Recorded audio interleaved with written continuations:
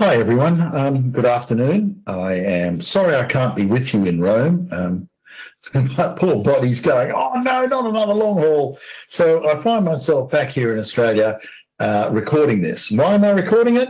Because quite frankly, I don't want to see myself trying to do a talk at 2 in the morning, and neither do you. So I figured it was kind of better if I recorded this during daylight hours, my time, so at least I'll sound slightly coherent.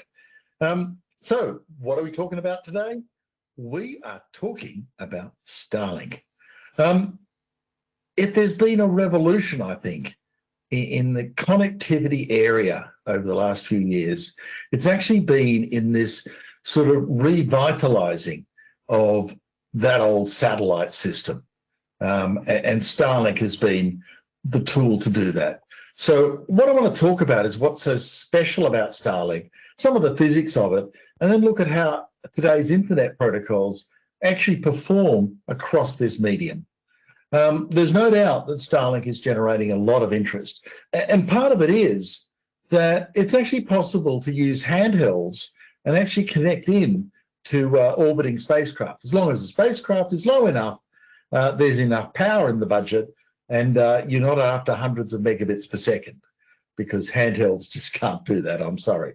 But in Australia, Optus has signed up. In America, it's been T-Mobile. There's deals going on in Japan, all kinds of places. And so it's kind of big news. Now, why Starlink? Why LEOs? Well, the physics of LEOs predates Arthur C. Clarke by, geez, about 300 odd years. Newton worked out that if you just get slightly higher than the Earth's surface and fire a rock sidewards with a magic speed, and I'm not sure how he measured it, furlongs per fortnight or something, but in metric terms, the magic speed is 11.2 kilometers a second. And if you neglect the effects of friction in the Earth's atmosphere, if you fire something at 11.2 kilometers an hour sidewards, and you're just high enough to get above all the Earth's mountains, it'll just go round and round and round and round forever. Slightly faster, off into space. Slightly slower, it's going to hit the ground. So Newtonian physics suggests that, if you fire it fast enough, it'll just stay there. Now, of course, the real world is somewhat different. There is an atmosphere, but there's also something else, and it's called solar radiation. The good news is, for you and me and every other piece of biology on the Earth's planet, we have a molten iron core, which is rotating, unlike Mars, that doesn't. Rotating iron cores produce a strong magnetic field. The strong magnetic field deflects solar radiation. So all of a sudden, we're sheltering under something called the Van Allen belt, which actually means that the level of radiation that hits you and me and our atmosphere is much, much lower. This allows the Earth's gravity to keep hold of the atmosphere, and it allows us biological life forms to actually be sheltered by its effects as well. The Van Allen belt actually has two belts. There's the outer belt and a smaller inner belt. And what you're trying to do with low Earth orbiting satellites is to actually sneak it in under that inner belt.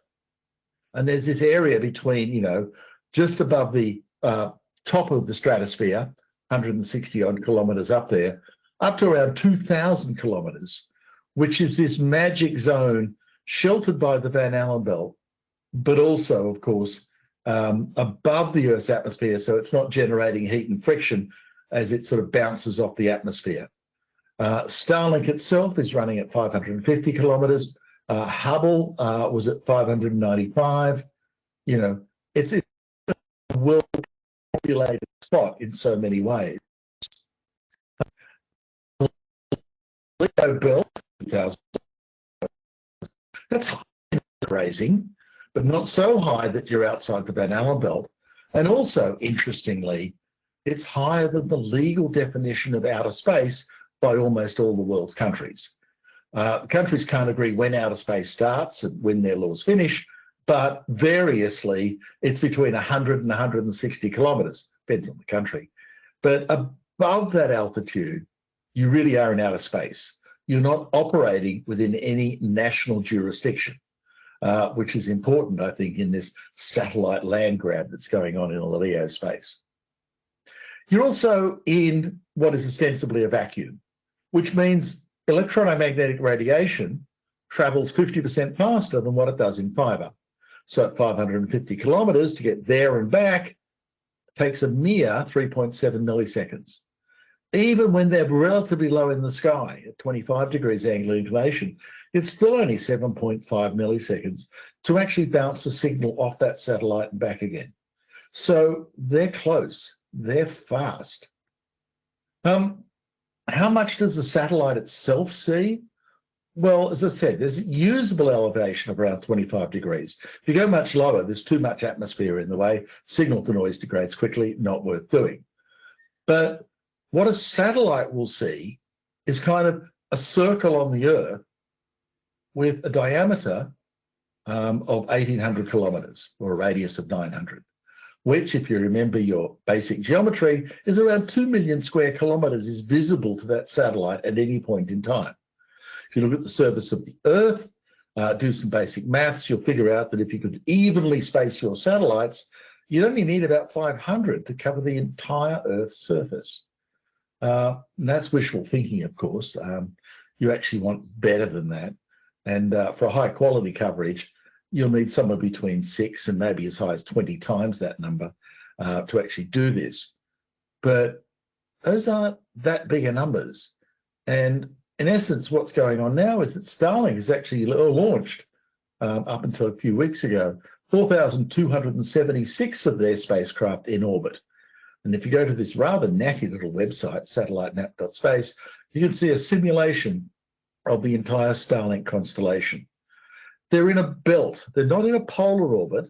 They're actually in an inclined orbit of around 56 degrees, and a small number of them are in polar orbits to service some of the more remote areas like the Alaskan oil fields and possibly some Antarctic weather stations. I don't know. Those trains, by the way, on this simulation, recent launches, they pop out of the spacecraft in a densely packed train, and over the ensuing weeks, they tend to space out and then become an evenly matched sequence. So that website has a beautiful simulation of what's going on. They're interesting. Why are they interesting?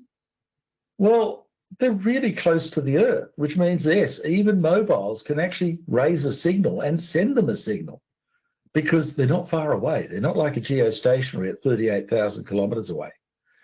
If you have a big enough antenna, and this is too small, you need something, big-ish. Not that big. Luggable, I think is the appropriate term.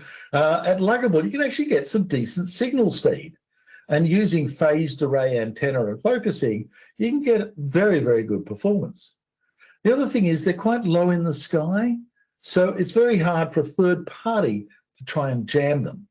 And so in areas which are hostile, and Ukraine was a good example, Starlink services were ideal for, communication services, which are actually relatively challenging to jam with conventional jamming techniques. But on the other side, you need a lot of them. You're going to do a decent service across the entire Earth, you're going to need a lot of them. Now, that's always been a major barrier. That was the reason why Motorola's Iridium went bankrupt almost the day after it finished its final launch. It just cost them too much to launch all this stuff. And they were never going to make their money back. So, whoopo, off they go into bankruptcy. But SpaceX changed all that with its reusable rocket technology. The rocket comes back down to Earth. It has no humans in it, so you just simply refuel it and send it off again. And all of a sudden, the launch cost to get things up into a low Earth orbit, which conventionally is around $10,000 to $20,000 a kilogram into orbit. SpaceX's, the Falcon 9 was doing it at $2,200 a kilo, and Falcon Heavy is even lower at around $1,700 a kilo. So all of a sudden, there's a new economics of pushing things out into orbit, and it's dramatically cheaper. And that makes a huge difference on what you can do and how many you can push up. Now, these are filings that have been lodged with the ITU-T. Some of these are fantasy, some of them really are. But these dreams are pretty amazing. There's SpaceX, which is doing direct retail, OneWeb, which is trying to be a wholesaler. Amazon is getting close to launching in Project Kuiper. There's the Chinese projects and a bunch of others. The combined total of all of these is around 90-odd thousand in the current filings. So there's almost a bit of a satellite grab going on in trying to get orbital slots, or at least orbital altitude slots, in the LEO space over the coming years. And there will be a lot of them up there. They're also getting cleverer. The original satellites, even the geostationaries, were just basically mirrors in the sky. You send a signal up, the signal gets bounced down again. What that means, if you've only got 1,800 kilometre diameter of the Earth's surface, is that every user has to have an Earth station somewhere in that same sort of radius of reachability. They have to be no more than about 1,000 kilometres apart, preferably closer. So you've got to dot the Earth's surfaces with Earth stations, but no more. With the current generation of Starlink satellites, some of them are equipped with interlaser links, and increasingly now, with Gen 2, they're all going to have interlaser links so that you can send the signal up and then across and then down where there is an Earth station. You don't have to have a mirror. You can actually do routing between spacecraft. And so what that's allowed is that if you look at some of Starlink's coverage maps, they're now claiming they can cover all of Australia. Even halfway between Sydney and Broome, you can take your little trusty Starlink and get a decent signal, and it will work. They've done this in the western part of Mongolia, and I found a trace route from one of them that's saying to get from Mongolia out in the west, where there is very little air, not even a mobile tower, but there is power, across to Japan and back again, using inter-satellite links, you're getting around 90 milliseconds, which is probably faster than doing it with fibre. And it's not a bad service. So, it is appearing now, and it is a thing. So let's move from that to very quickly the issues of satellites and signals. They're low, they're moving very fast, 27,000 kilometres an hour. Horizon to horizon, 5 minutes flat. So they're quick. And here's a simulation. If you looked up and looked at the hemisphere above your head, almost at any point on the Earth, as long as you're not at the pole, you will see a picture a bit like this, where the spacecraft are actually tracking across. The inner circle is that 25-degree angle of inclination. And what you're seeing is moving across as the Earth rotates and as the satellites move past. At any point in time, there are somewhere between 30 and 50 satellites in view. So there's a rich sort of picking for an Earth station and a user to pick from to use as a relay. And they'll traverse across that inner one every 3 minutes. But they don't use a 3-minute switch. They actually use a faster switch. Starlink schedules a receiving station on Earth to a satellite in 15-second increments. And you can actually see that if you look at the latency. And this is actually a latency across 20 of these 15-second intervals, where if you look at the minimum latency and you get your bracketing right, you can actually see the switch from service to service to satellite to satellite to satellite, because they'll have subtly different latencies. And on top of that is the standard latency variation you actually get to see with Starlink. So the switching is you will get a semi-stable service for 15 seconds, then it will quickly switch to an entirely different service with an entirely different RTT as a result. And again, in 15 seconds, you're going to get another switch. So the characteristics in latency is a lot of low magnitude sort of jitter, and every 15 seconds, a larger jitter component. And that's what protocols have to deal with. Now, before we move away from this, let's just also look at the actual satellite itself. They actually run an array of transponders. So they have 2,000 megahertz of spectrum, 8 channels, each of 250 meg, 3 down, 1 up. That's 8 beams and 2 polarizations. So they've got 48 beams down and 16 up. And if you actually look at it, what you're seeing is a set of these beams are focused as they move across the Earth's surface. The implication is interesting because if you look at a fixed point, it will see the first of these beams, and then it will transition to the second of these beams, and then to the third. So as it moves across the sky, the signal to noise ratio will get better and worse, better and worse, and better and worse. And as you probably remember from Shannon's law, the signal to noise ratio has a lot to do with the available capacity of that system. So the carrying capacity of these circuits will vary continuously. Now, you can see this if you actually connect up to a Starlink modem.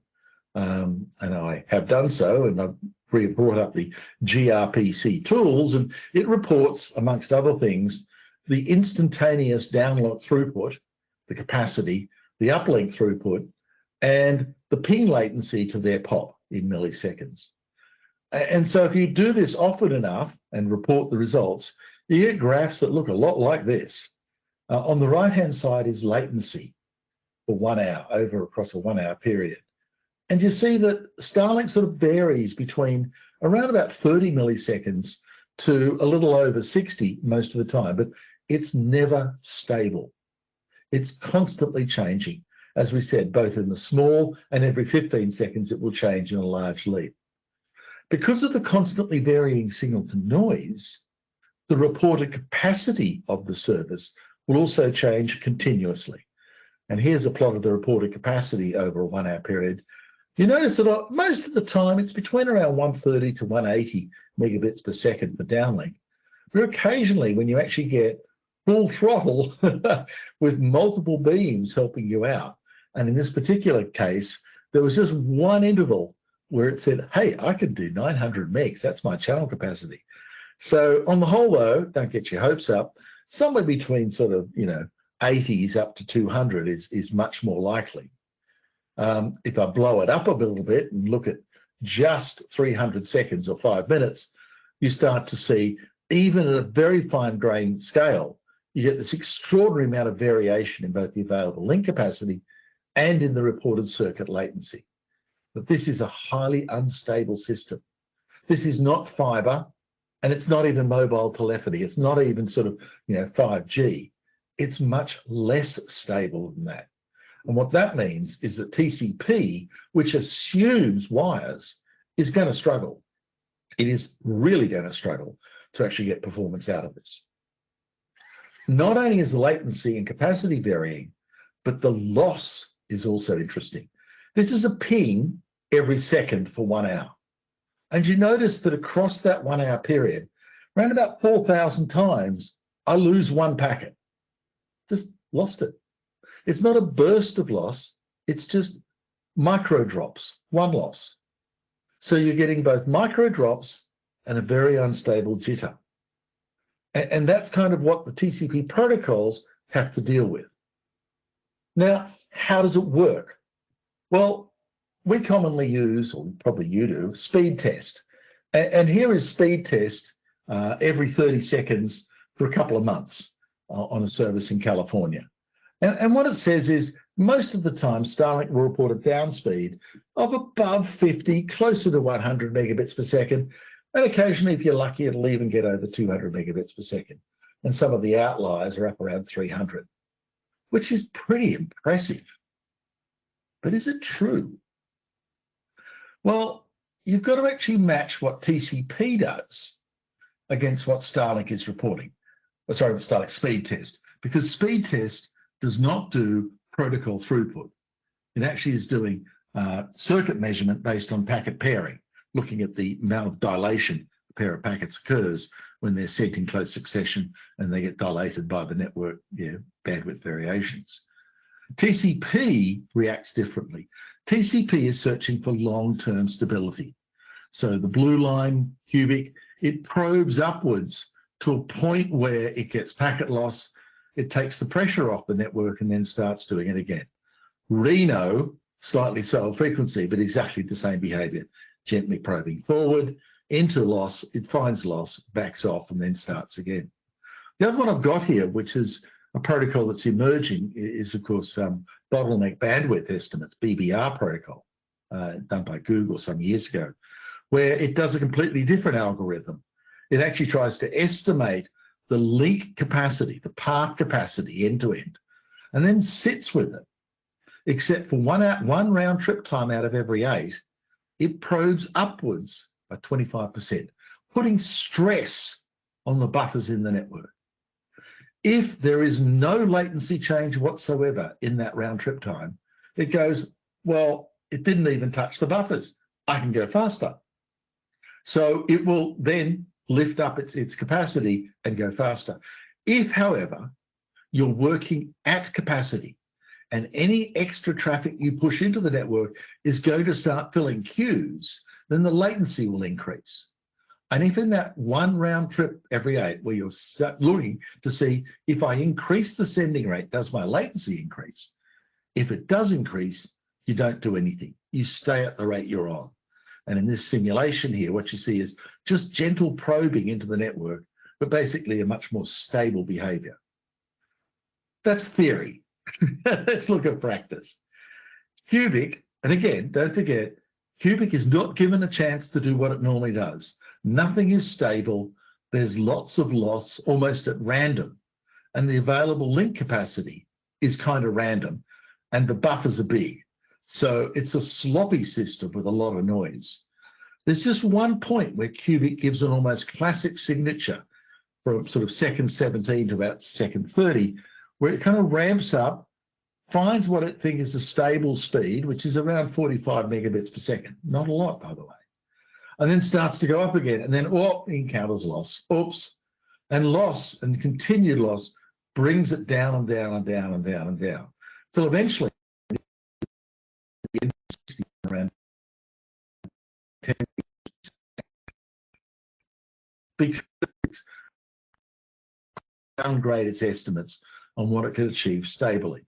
Because Cubic is searching for stability. Well, what about Quick? Well, Quick's just Cubic. You know, Cubic is sitting in behind that encrypted UDP. Now, there's also BBR versions of Quick, but you know, I'll talk about BBR in a second.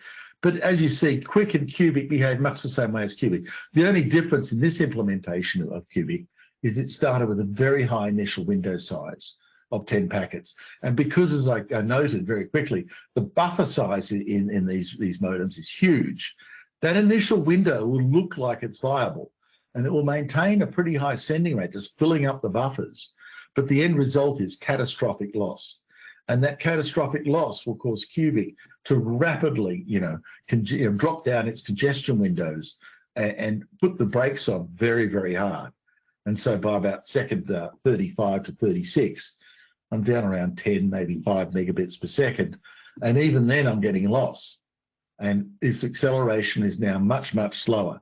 So, it's still not a very stellar performance. BBR, on the other hand, is vastly different. And the reason why is, of course, loss doesn't matter for BBR. It's trying to estimate a sort of a stable-ish bottleneck bandwidth.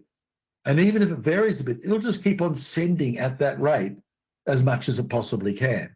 So what you find is BBR is actually able to sustain up around sort of 130 to 200 megabits per second, except in that around second 30, but do so even in the face of relatively high packet loss. BBR certainly works better in these highly unstable, highly noisy environments. Here's all three. The red is BBR. And you notice that those 60 seconds, BBR was certainly able to kick a lot more traffic through that link, whereas both Cubic and Quick, which is just Cubic, both collapsed pretty quickly, and in searching for a stable point, found that the continual issues of loss and jitter just defeated it.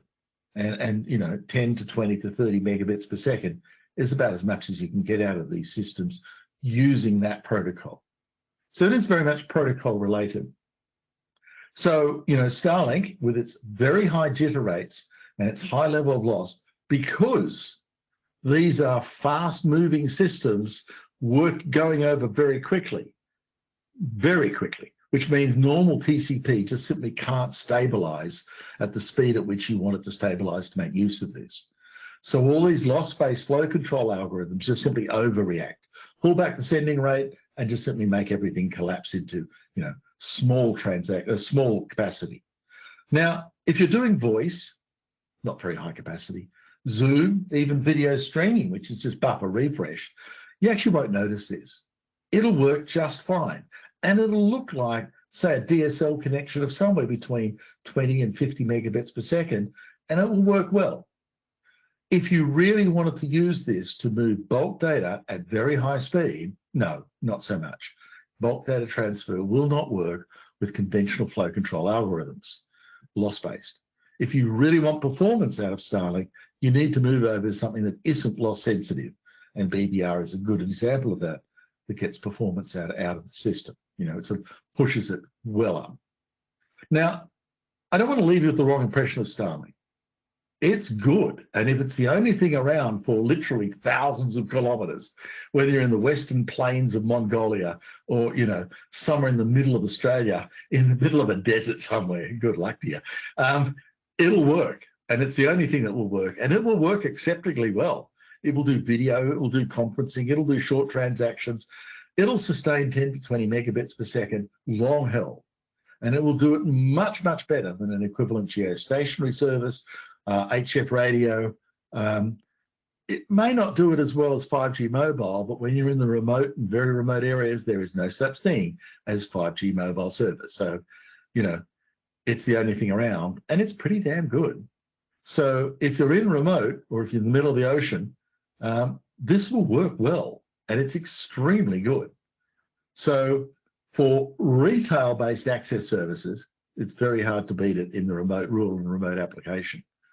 If you want trunk infrastructure to connect up isolated islands in the middle of the Pacific, maybe not so much. It's much harder to get a stable service out of it. And so to sort of put a whole lot of multiplex sessions on top of it, things are probably going to collapse. So it's not a good trunk infrastructure, but high-speed last mile, brilliant. And of course, in settings that are hostile, it's very, very challenging to jam it. So, Starlink has some incredible strengths. And the other part of this, it is not expensive. For satellite service these days, it's certainly on a par with many terrestrial services. It's cheaper than most Australian mobile services as far as I can see right now. So, it's cost effective.